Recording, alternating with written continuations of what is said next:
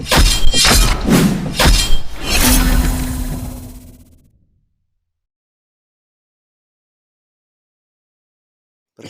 nama saya Managam Marwaninggolan. Saya dari kelas 12 IPS 1.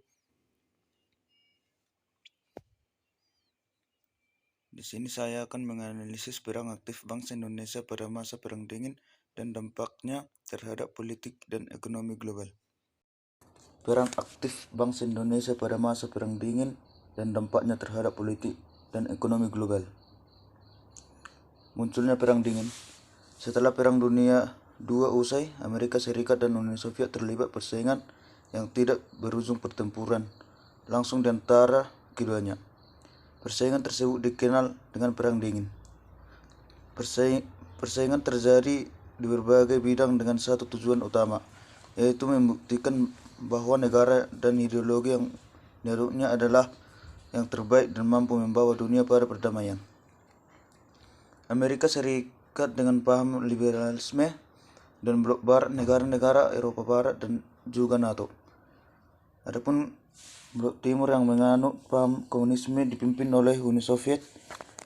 Negara-negara blok timur ini bergabung dalam Pakta Warsawa.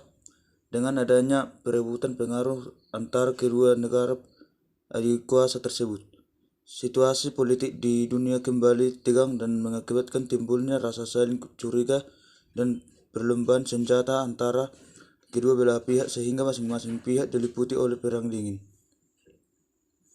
Faktor-faktor penyebab terjadinya Perang Dingin. Terdapat dua faktor utama, yaitu pertama, perbedaan paham. Paham demokrasi liberal yang dianut oleh Amerika Serikat sangat bertentangan dengan paham sosialisme komunis Uni Soviet. Kedua, perebutan pengaruh. Amerika dan Uni Soviet berlomba untuk menjadi negara kreditor terhadap negara-negara lain, khususnya di wilayah Eropa. Bantuan pinjaman untuk membantu pembangunan ekonomi supaya rakyat makmur yang kelak menjadi pasar industri dan mencegah pengaruh komunis, karena masyarakat yang miskin merupakan lahan yang subur bagi tumbuhnya paham komunis.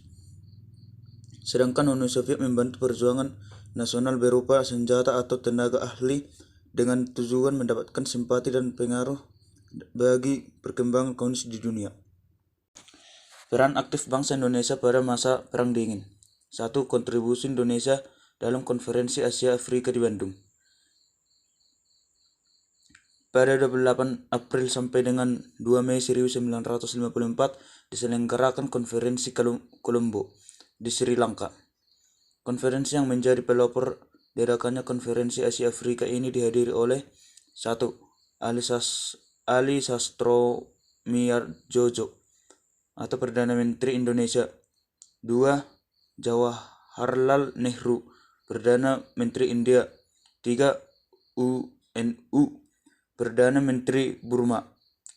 4. Muhammad Ali, Perdana Menteri Pakistan.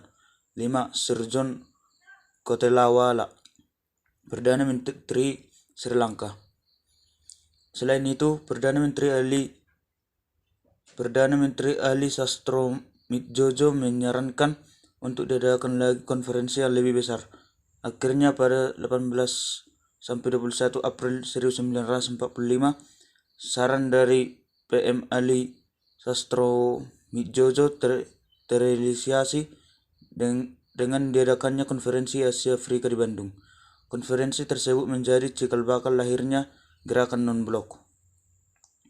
Konferensi Asia Afrika dihadiri oleh 29 pemimpin negara, 23 diantaranya dari Asia dan 6 dari Afrika. Pada akhir konferensi ditandatangani sebuah deklarasi yang dikenal sebagai Deklarasi Bandung atau Desasila Bandung.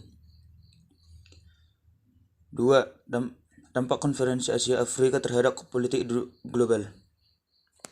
Konferensi Asia Afrika memiliki arti penting yang besar pengaruhnya terutama bagi negara yang cinta damai dan telah menaikkan citra Indonesia di mata dunia internasional, khususnya bagi bangsa Asia Afrika yang mendambakan kemerdekaan dan perdamaian.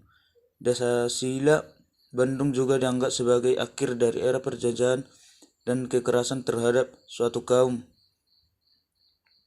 Konferensi ini juga dianalogikan sebagai suatu badan yang berpendirian, luas dan toleran. Konferensi Asia Afrika juga telah berhasil menumbuhkan semangat solidaritas di antara negara-negara Asia Afrika, baik dalam menghadapi masalah internasional maupun regional. Menyusul konferensi Asia Afrika, banyak konferensi serupa diselenggarakan, yakni Konferensi Islam Afrika Asia, Konferensi Setia Kawan Rakyat Asia Afrika, Konferensi Mahasiswa Asia Afrika, dan Konferensi Wartawan Asia Afrika. 3. Dampak Konferensi Asia Afrika terhadap kehidupan ekonomi global. Komunike akhir dari konferensi ini menggarisbawahi perlunya negara-negara berkembang untuk melonggarkan ketergantungan ekonomi mereka pada negara-negara industri terkemuka dengan memberikan bantuan teknis satu sama lain melalui pertukaran ahli dan bantuan teknis untuk proyek-proyek pembangunan, serta pertukaran pengetahuan teknologi dan pembentukan lembaga pelatihan dan penelitian regional. Sekian dan terima kasih.